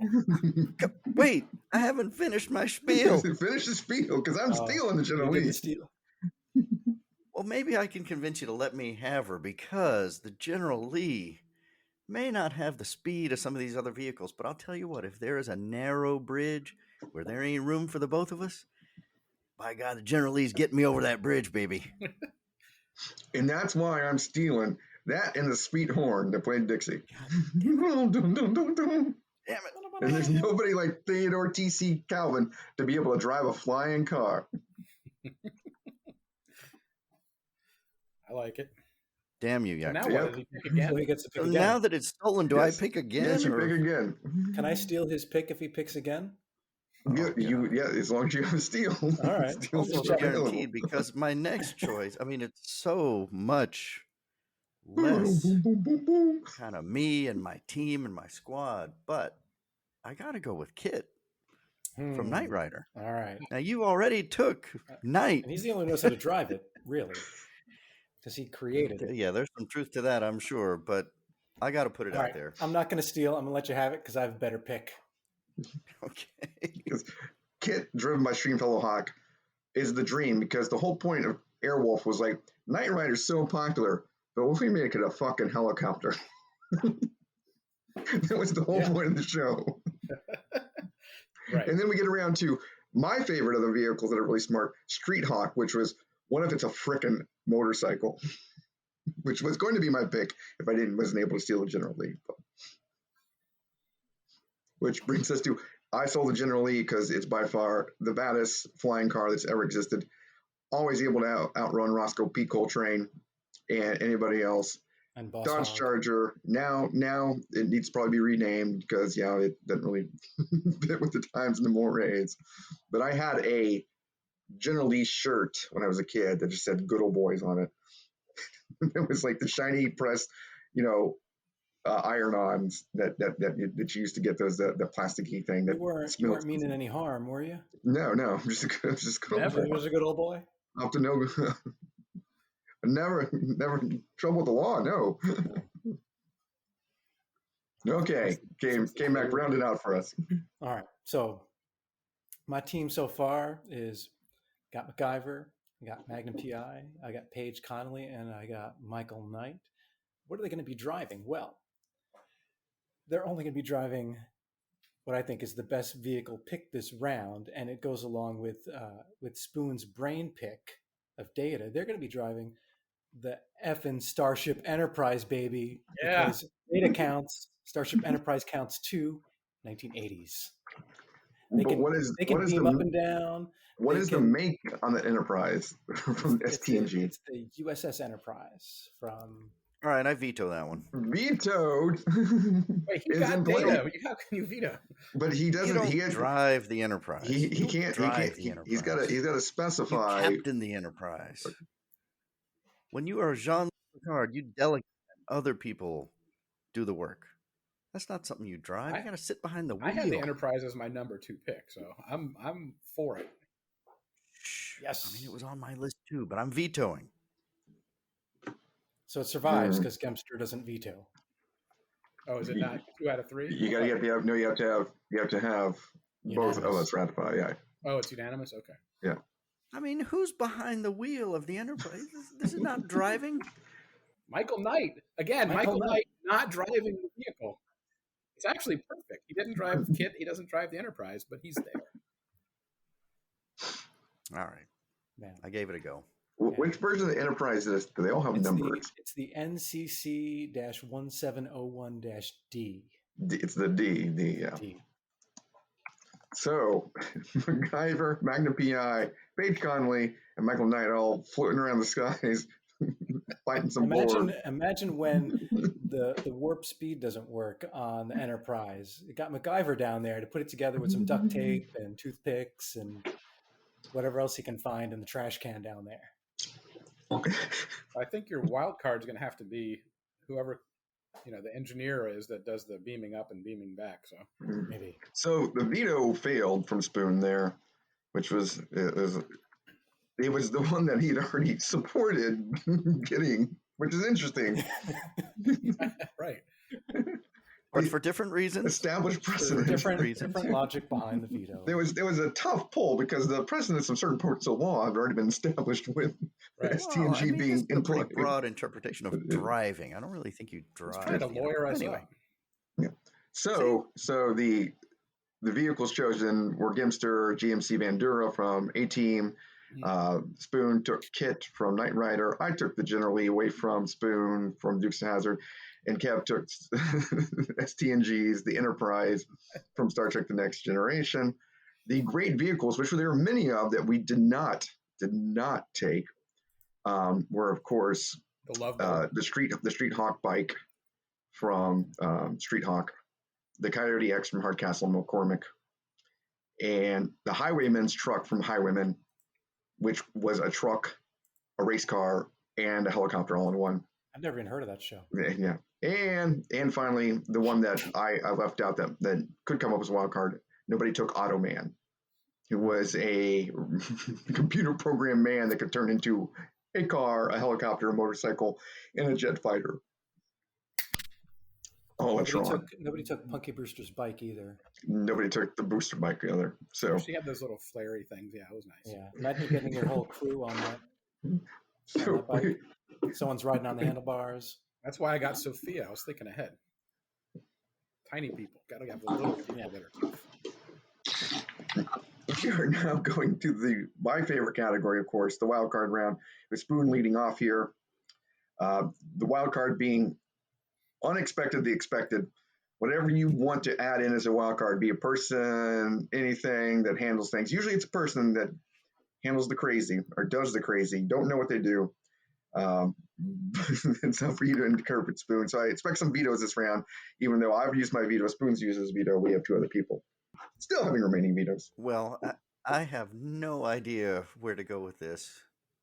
And coming into this, I had a kind of different interpretation of wild card. But I think, I got to go with the sort of Miami Vice direction because I came in here with the Miami Brew. That's a good idea. So I'm going to go with Crockett, old Don Johnson. I mean, if he can't figure his way out of a problem, he can just be handsome, be kind of tough and brooding, and we'll figure it out. So, Sonny Crockett from Miami Vice, his first name, of course, was James Sonny Crockett. Always wearing pastels and the sports coats, the white, always living on a boat with a pet alligator, always driving a Flash Ferrari early on, then a Flash Testarossa. What did Crockett do before he became a police detective? You're full of the trivia questions. Holy shit. He sold cocaine. He was a private investigator. No. Like everyone in the 80s. He did two things before joining the police force. One of them is relevant to your podcast. He did a sports podcast. Yes. He played high school football. He pioneered sports podcasting before the coke industry took over. He bet on the Greyhounds. So he served 2 tours in Vietnam, but prior to going to Vietnam, he was a star athlete football player at the University of Florida before getting injured. Wow. Oh, can I kick him off my team? You chose a Gator. Get that guy out of there. Somebody yourself. Steal. Yeah. Anybody want to steal? I'm shopping him. He's on the trading block. Interesting choice for a wild card because he's not that wild, but he is off the reservation. He's off the handle, I would say. Spoon, did you mention his style? Oh, I did. That's some good style. That's very good style. I mean, and he's wild for my team. I mean, he's definitely kind of out of place. I mean, with the you rest have a of the robot, a Hulk. Yeah. A guy named Stringfellow who's a pilot. So really, you need this fashion statement on your team. I need some suave and debonair. Yeah. He's the ultimate fashion statement in booty shorts also. Oh, yeah. And he matches my beer. So that brings me up to the next wild card here to keep it going along. And this is the toughest of the categories. And I have 3 really, really good ones. And I really want to, I wish I could choose all 3 of them, but I'll go over the ones that I don't choose. But I'm going to go with the ultimate. If I can't solve a problem and I need something to fix it, the only thing that fixes anything is having a human person that can turn into animals. Oh, you're going Manimal? He's on my list too. I am going Manimal. Go over your explanation, and I'm going to think about what I'm going to do. I'm going with the great Manimal, who could turn into a panther, who could turn into a hawk, could turn into an eagle. Turn into a snake, and surprisingly, always turns into the panther in the same warehouse where drug dealers or arms dealers are going. So what's the character's name? Manimal was a 1983 show that only lasted a few episodes. The character was Dr. Jonathan Crane, who is a criminologist at New York University who consulted with the New York Police Department. He inherited the ability to change into animals from his dad, from some African inheritance. No one really got into it eventually, but played by the very handsome Simon McCordale. And the hot Melody Anderson, who appeared a lot in the early 80s. But Manimal was an amazing TV show that has gone on to be super popular in France. And you only can watch it on YouTube, either in Italian or Spanish or French. They don't even let you watch it in English. But I rewatched the pilot episode to get ready for this podcast. But Manimal is amazing, and it had real effects when he changes the animals. And so, it wasn't, digitized at the time. So it was Harry Harryhausen, the great special effects guy, showing him grow of a stout and sweat a lot before he turned into a panther often. And I am so close to stealing this because he was on my list. Oh, so close, so close. But I am not going to. Which I'm happy with, and we're bringing it to K-Mac for his pick for the wild card. Yeah, so not going to steal, although this pick might get stolen. For my wild card pick, I have a pretty, straightforward team. Everyone's kind of on the same theme, but we need something to kind of spunk up my team. We need, someone to add some of the unexpected. So I'm going to go with Punky Brewster for my expect the unexpected. Wow, good pick. Played by Soleil Moonfry. Any steals? Do I hear any steals from Gemster? No. I'll let you have it. No, that's good. I like it. Punky wearing her off-color costumes, the original Blossom, I would say. Mm-hmm. Uncle Henry Warnemont can't come on the Star Trek Enterprise. Nope, because he's not on the team. Just Punky's on the team. Okay. I remember the episode where poor Cherry got locked in the refrigerator and they had to help her out because they were playing in the junkyard like they did in the 80s. You guys playing junkyards when you guys were kids in the 80s? Yes. Yeah. I'd only play in junkyards or quarries. Yeah. People want to be a quarries too presence. Quarries and junkyards were omnipresent in the 80s. Yeah, I remember there being something in the 80s about kids don't go into abandoned refrigerators. And I'm thinking now, where the hell were there all these abandoned refrigerators that kids were going to find? Holy shit. But it happened to Cherry. And Punky found her, thank goodness. So if anyone gets trapped in a refrigerator on my team, Punky will be there to save the day. Oh man, Punky was amazing. She turned out to be super fun too. Soleil probably when she all grows up from Punky Brewster. Punky Brewster ran 4 seasons. I thought it was kind of quicker than that, but an amazing show. I remember as a kid because it was the first time you finally realized, oh, this is what hipsters are. Yeah, hipster kids. Hipster kids. Inspired a whole generation 20 years later to start drinking PBR in New York for $8 a can. Which brings us back around to Gimster at the top here. Oh boy. Wild card. So I got B.A. Baracus driving Alex P. Keating and Sophia and Heather Locklear in the GMC Vandura. So I'm a little concerned if they're saving the world, they may not have any interstellar experience. I need someone who's got some alien abilities, somebody who can bring a little extraterrestrial abilities to the team. So I'm going to go with Alf. Oh, that was on my list. It was on my list. On my list too. He was number 2 after Manimal. Number 2 after Manimal. The great Alf. What does Alf stand for, of course? Alien life form. Correct. And what is Alf's real name? On the planet Melmac, he's not known as Alf. He's known as... You don't know it? I know it. I don't remember. Melmac was the planet that got blown up by nuclear weapons, right? So he was Gordon Shumway. Yes. Oh, Of course. What was the number one delicacy on Melmac that? Oh my God. What the hell's going on here? It's cats, man, cats. Oh, that's right. And for the comic books and cold ones fans out there, they all know there's a great, I think it's Alf comic books. I collected Alf comic books as a kid. I did not get this one because I stopped collecting by then because I loved effing Alf as a kid. Yeah. So I had all the comic books. But I think it's issue 54. Do yourself a favor right now, Spoon, and Google Alf. I'll find Alf it now Seal. And I'll put it in there. Alf Seal comic. And it is, the cover appears to be Alf having his liberties with a seal. It's Alf number 48. Is it 48? Is that what it is? 48. All right. I'll find it and I'll put it in the chat here so they can. So what does Alf do, Kev? Like, what's he going to do for your team? He just has, like I said, he has knowledge about the universe that the others don't have. That's all. He is. Is he better than Don Johnson? That's the bottom. They're about the same. As handsome, and he's a true wild card because he's styrofoam is the resources on their planet that they trade. Gold means nothing, and he loves to eat cats. So if you run into a cat-based villain, you are way ahead of the game.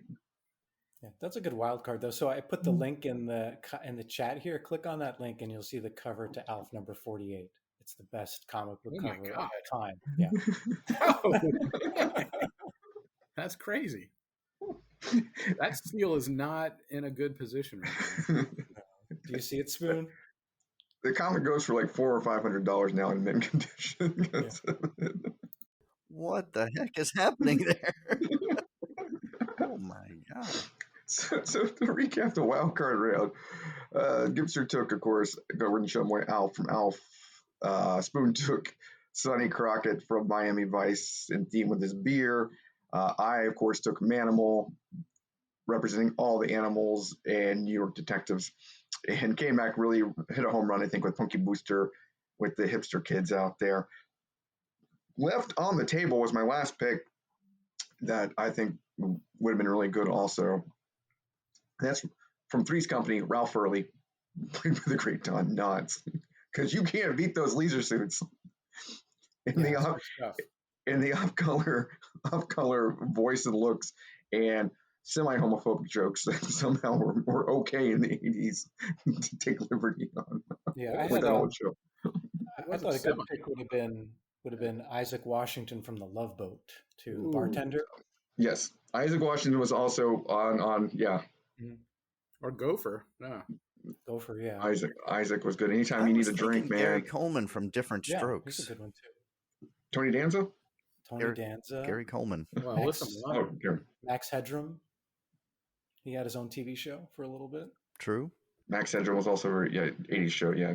Or Balki Bartokomous.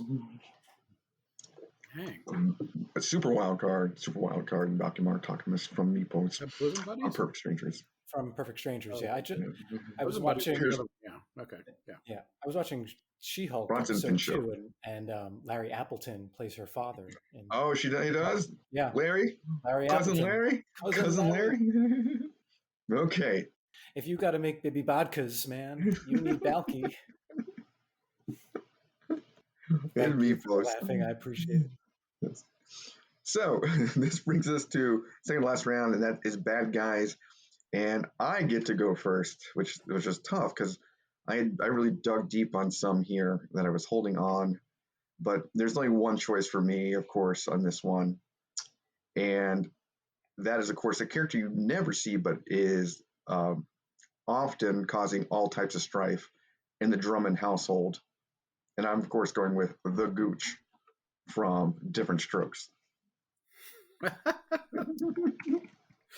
The baddest bully Arnold Drummond ever runs into. So much so, he carries it down one generation where Sam has to fight the Gooch in the 80s also. Holy crap. That's great. That is a deep dive. I don't remember that at all. The Gooch. Ellie says it, yeah. So much so, Mr. Drummond's scared of the Gooch. Everybody's scared of the Gooch. No, that was you're right. That was the central plot of like half of the shows. And he appears first in 79, but he doesn't make his next appearance until 1980 and onwards. The Gooch shows up maybe once or every other season to lord over the Drummond household. So he barely appears, and he first appeared in the 70s. Is that what you're saying? No, he appears multiple times in the 80s. He only appeared once in the 70s. Oh, okay. All right. The Gooch from Different Strokes. I like it. He was also mentioned in the Court of Law in one episode for causing strife. So that's my character for bad guys. K-Mac, who do you have?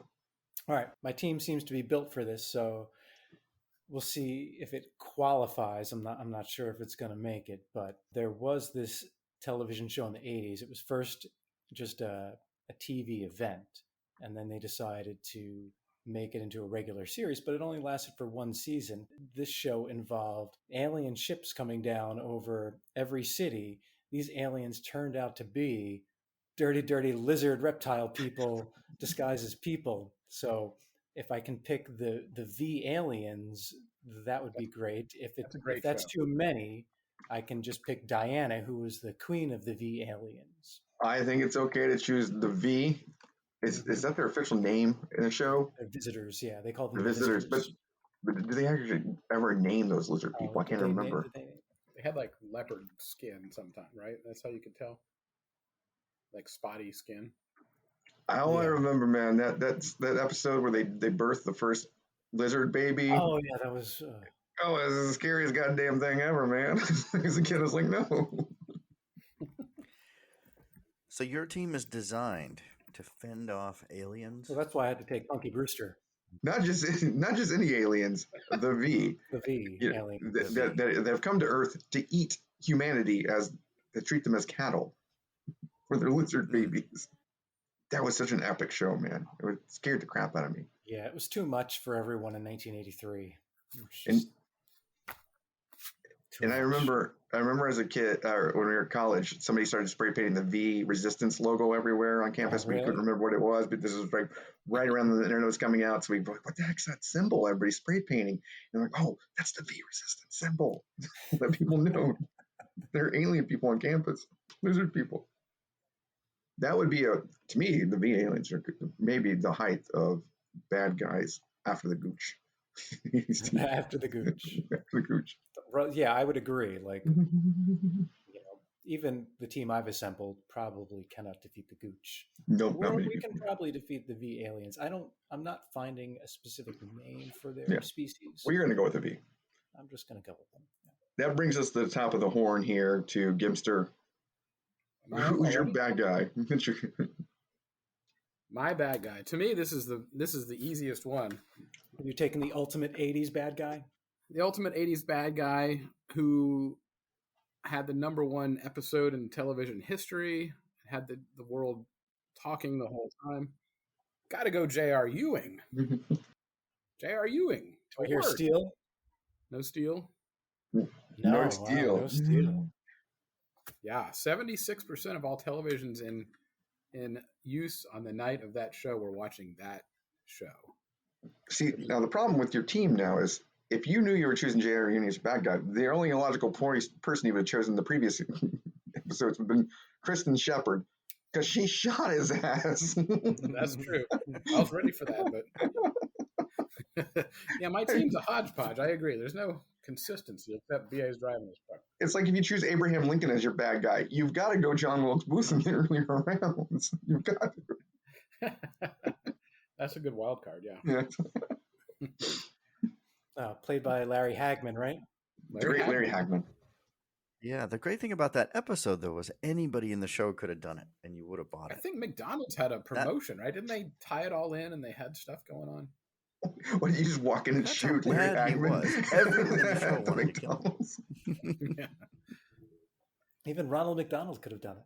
But it barely happened in the 80s. It was in 1980, so just this is true. There. I researched it because Kristen Shepard might have been my wild card at one time. She was on, Oh, okay. Wow, you did a lot of research. When you need a guy to cap it, when you need a bitch to cap a man, that's the girl you go with. Exactly. She'll throw it down. But J.R. Ewing, the manipulative 10-gallon hat wearing villain of Dallas. Yeah. Dominated Primetime soap opera. Yeah, and it seemed like, and I never watched that show, but from what I read, it seemed like you said, everyone on the show had a reason to shoot him and try to kill him. Friday nights at 8:00. I remember having to watch that show, and then Falcon Crest was on after that. Oh, yes. And Knots Land. Oh no, Falcon. What the hell kind of upbringing did you have? Yeah. Watching those shows when you're 9 or Friday 10 night years soap operas. That's all I know is hot women hanging out with Gimster watching primetime soap opera. Guys, I can't hang out. It's Dallas and Falcon Crest and Knots Landing night. Well, I was 10. I mean, what are you going to do? Your parents and your grandparents. I don't want to watch sports, even though I'm going to start a podcast in the future. They didn't have sports on television back then. You just read about it in the paper the next day back then. Should have been playing sports. It's Friday Night Lights, Right. man. Well, So, Spoon, we'll let you close it out with your villain, bad guy to All right. adversary. Well, so this is the I've been sort of flummoxed by this whole process in any number of ways, but this is the category that threw me off because my first choice was Skeletor.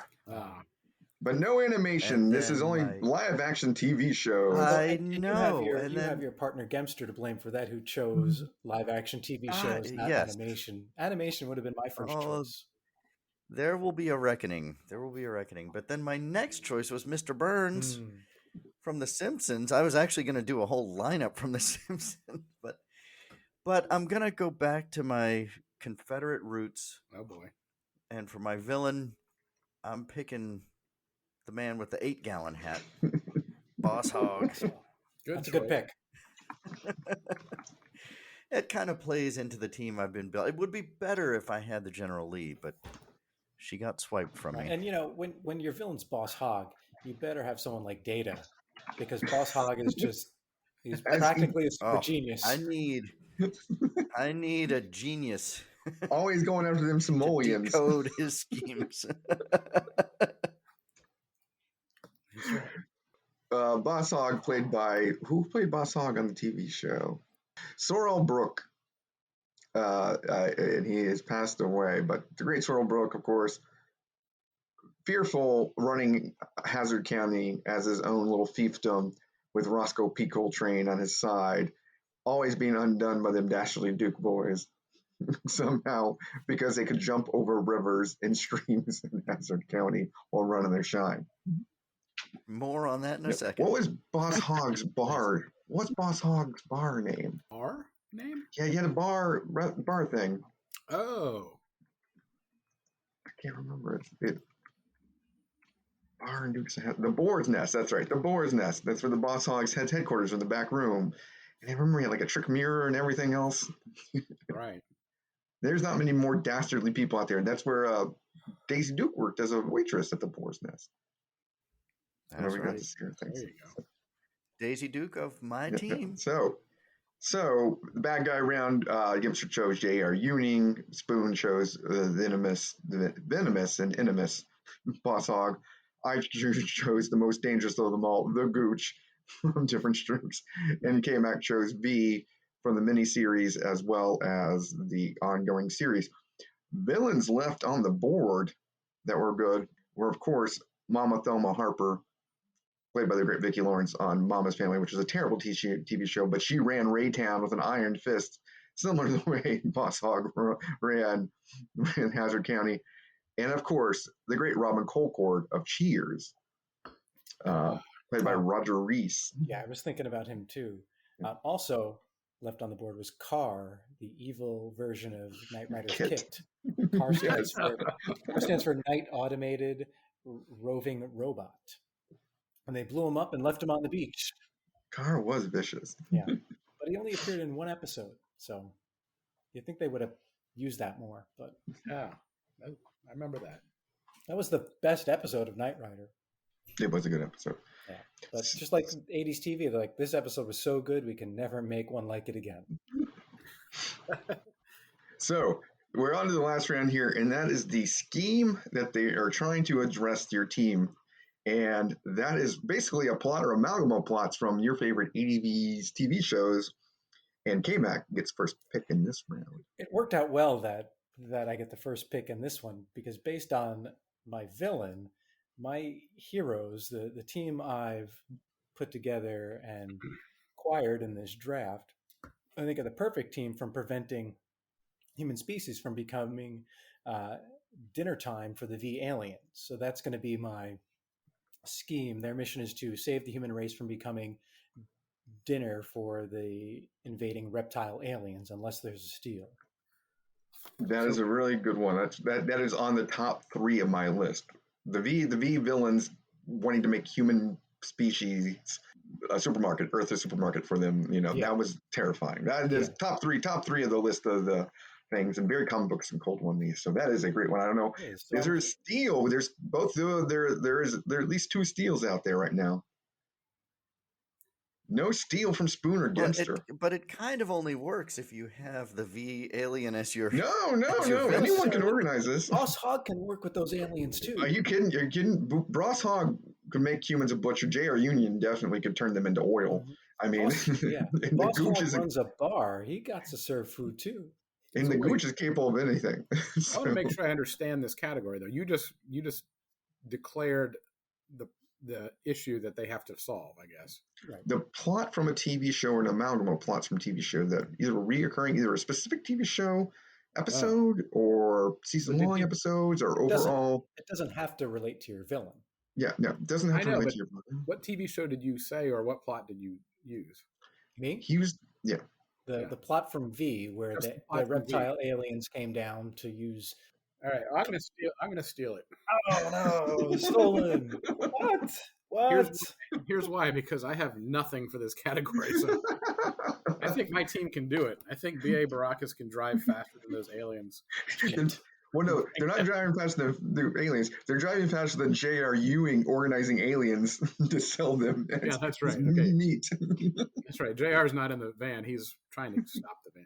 Right. He is the one organizing the tendering of humans from Dallas, Texas, to the aliens. I feel like my show is going to be really like a 1-season flop, but that's a great show, actually. I'll take it. I would love those characters to come together and prevent the consumption of the human race. I feel like no one's eating Sophia from Golden Girls. She's too grisly. She is too grisly, but that makes her the perfect hero. Yes, she's safe.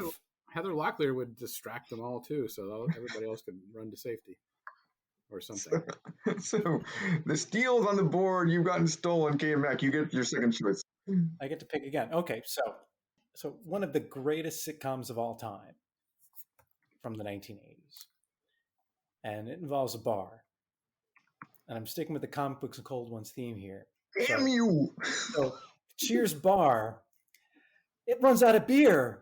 Oh my goodness. So who better to help fix the kegs and the taps and to go investigate and look sexy as to why why it doesn't work, and to go out and get more beer in his starship and Punky Brewster to distract the patrons when the beer is not working. And once we get the beers running again, who better to serve beer than Paige Connolly from The Fall Guy? That's my pick. The Cheers Bar runs out of beer, and this is the team, by God, that gets that beer running. That happened in an episode of Cheers, right? They went out and had to get beer somehow and get it back to the bar. Did that happen? Sounds right to me. Yes. Because I also had a Cheers themed one, which I can't use, but I'll recap. But it was a comic books and gold ones because I'll go with my backup one then. But that's a really, really good one. And so we're around to Spoon now, and I'll have the final pick of this. But Spoon, you're next. And I got two. I got a veto, so I can use a veto on either of you guys here. Yes. So can Gemster. Oh man. Well, if you want to, probably doesn't apply. But I am flummoxed again. Although I love that storyline. That's a great one. So yeah, I would watch that show. I thought we were kind of choosing our most memorable schemes or plot lines from 80 that shows. Works too. And yeah. I found that I could barely remember any, Me but too. the one that stood out the most was the Borg on Star Trek Next Generation. That, yes. And I don't know if you guys remember, but the Borg didn't occur until the 90s. Well, but it's okay. I'm not choosing that one, but I'm just talking about it because do you guys remember that was like a cliffhanger? And it wasn't just a cliffhanger episode. it was a cliffhanger from one season to the next. And at the end of one season, Jean-Luc Picard was like consumed by the Borg. And you had to wait like 3 months before they resolved that story. I mean, that was the longest 3 months of my life, waiting for them to resolve that one. But, the way my team is constructed, like I don't know, the Borg just doesn't seem to fit. I need the Enterprise, honestly, to handle that one. I mean, Kit holds his own against the Borg, I think. I know. Well, yeah. So if I happen to get my plotline stolen, I might come back to that one. And then there's the whole drug lord, Colombian drug lord, Miami Vice kind of theme, which my team could definitely handle that. But I'm gonna go with my villain, Boss Hogg, and so my team is being framed for a crime they didn't commit. Oh, that's great. And they are gonna wrangle their way out of it. And I've got Daisy Duke to put herself out there and fool the cops and make it all happen. Now, what crime? And of course, I've got Data over there figuring everything out. What crime are they being framed for? Oh, that's a good one. They're being framed for stealing all the beer out of the bar. For fixing the sports books. Stealing the beer out of the boar's nest. That's classic. And they need a fast car to get out of it. And this time, that fast car isn't the General Lee. It's Kit. It's Kit. That's great. I like that. This is not logical, Bo and Luke. You did not steal a beer. Also, Kit and Data talking to each other the whole time. You're not logical. You're not logical. Or it's all logical. That's awesome. Yeah, that's awesome. So, K-Mac chose a Cheers theme. That was what I was going to go with. Basically, I was going to go with either Cheers has to face down Gary's Old Time Tavern, the rival bar to Cheers, which happened a lot. Or somebody was trying to buy and close down Cheers, which also happened quite a lot. Cheers. Sticking with the Comics and Cold Ones theme. I'm also continuing with that theme. And this one is apropos to the villain and the Gooch that I had. So to join the Barracudas, which was the gang, the club that the Gooch ran at the high school, or the school that Arnold Drummond went to. You remember a lot of different strokes. Arnold was asked to steal something, and what he tried to steal was an Amazing Spider-Man number 14. And so that's what our team has to steal, an Amazing Spider-Man number 14. So to be able to satisfy the Gooch and get away with it and join the Barracudas, Miss Garrett, Vicky the Robot, Remington Steele, T.C. Calvin, driving the General Lee with Manimal in whatever animal format he has chosen for the day, are going to steal Amazing Spider-Man number 14 from the novelty shop in New York City, which at the time, Amazing Spider-Man number 14 was valued at $400. I don't know what it is now, but you keep talking. I'll look at that. I assume it was good. But this is the mission that they are charged with, that the Gooch has imposed upon them. Wow. Now, your listeners would know, but what happens in that issue? Is that like the first Doctor Doom or Doc Octopus? Or I don't think the Amazing Spider-Man, there was nothing exciting that went on. I think it was just a run-of-the-mill issue. Let me look here. I can't remember. I should have reviewed this. It has Green Goblin on the cover. Yeah, it was. Ooh. I see $1,500. Oh, first appearance of Green Goblin. First appearance of Green Goblin, yes. Yep. So $1,500. There you go. Or $52.99, depending on like the value on eBay. Probably a lot more than that, actually. Or how would Rothhog say 1,500 simoleons? Simoleons, yeah. That's right. So, okay. And I think we skipped over something here because Gemster had the steal taking my dinner time for the V aliens, but he never described how his team would thwart that. And I'd love to hear that. So, okay, I think Alf comes into play big time here. He happens to know where the V people are coming from. He can relay the information to Alex P. Keating, who comes up with this amazing plan. Sophia, it's falling apart. But well, she's not tasty. She's not tasty at all.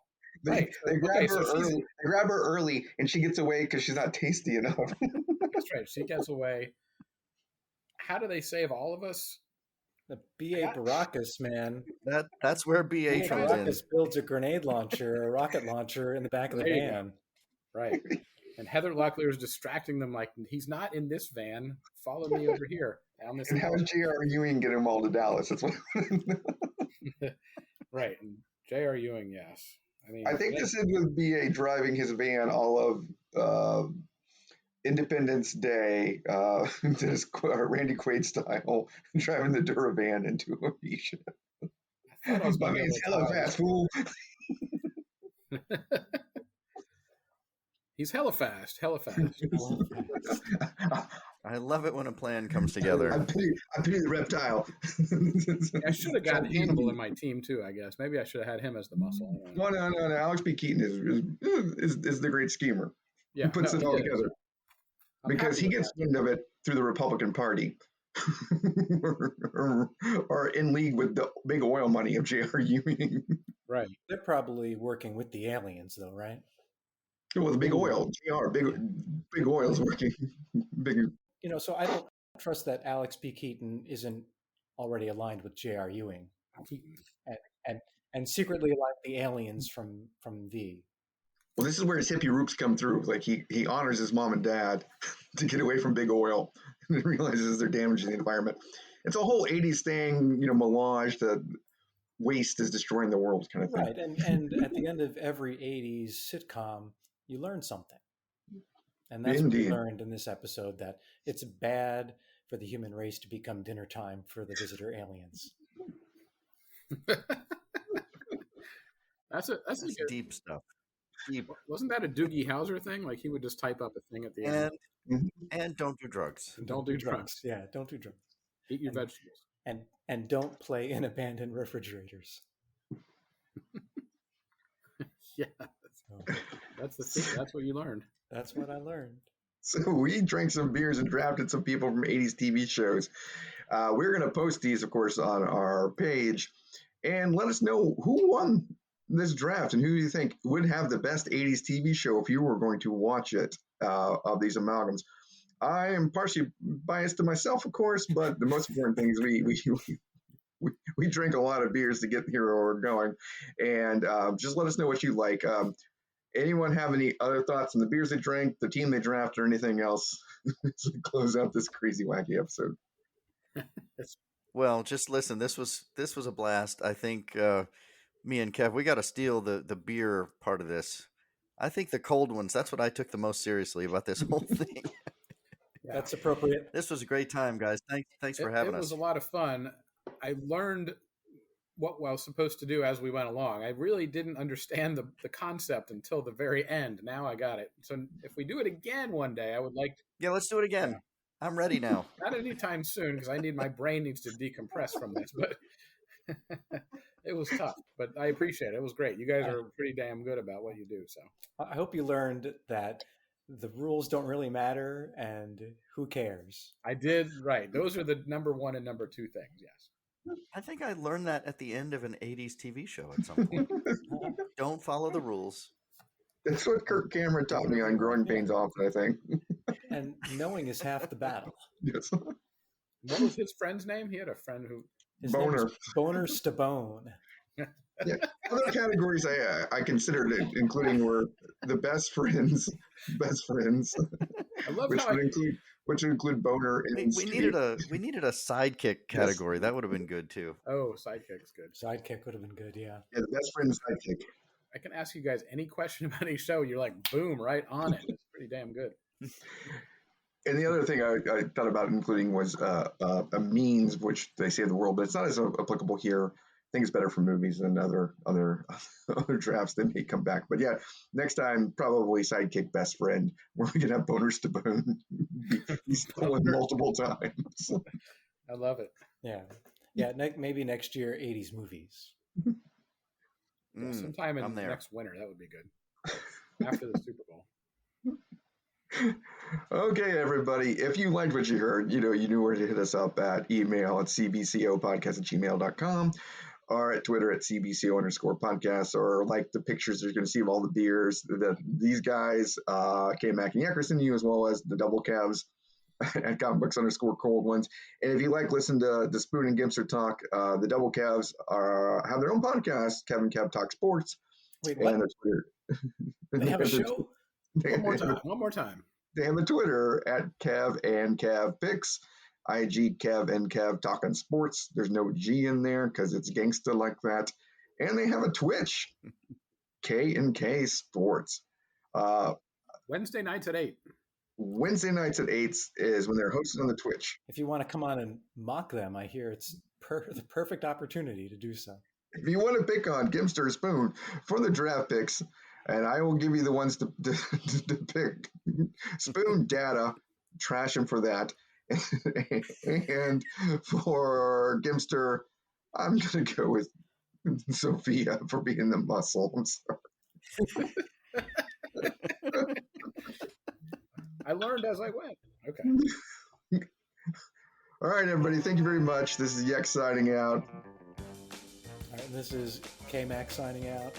Thank you, everyone, for listening. Spoon and Gemster, anything you want to say? You want to say goodbye? Thanks, guys. Kev out. Kev out. Thanks. All right. Thank you very much.